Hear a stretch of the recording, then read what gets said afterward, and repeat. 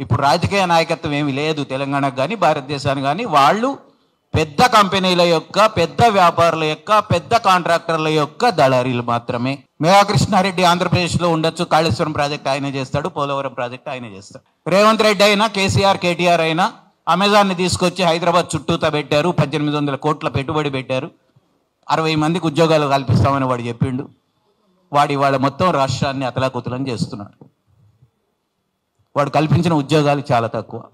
వాడు భారీగా 100 కోట్ల 1000 కోట్లతో వాడు గోడౌన్లు రోబోట్లతో నిండిపోతున్నాయి. వాడేమీ మనుషులను ఉద్యోగాలు ఇచ్చి ఉపాధి ఇచ్చి పెట్టుకోవట్లేదు. వ్యాపారులందరూ కూడా ఆధునిక యంత్రాల మీద, కంప్యూటర్ల మీద, ఆర్టిఫిషియల్ ఇంటెలిజెన్స్ మీద, ఏఐ మీద నడిపి వ్యాపారాలు చేసుకోవాలని అనుకుంటున్నారు. జియో మార్ట్ అయినా, అదానీ అయినా వ్యవసాయ ఉత్పత్తుల మార్కెట్లోకి వచ్చారు. 45 లక్షల కోట్లు దాని విలువ. అదంతా కబ్జా చేయడానికి మోడీ వాళ్ళ కోసం ఒక 3 చట్టాలు తేబోయాడు. అడ్డం తిరిగాము, ఆగినాయి.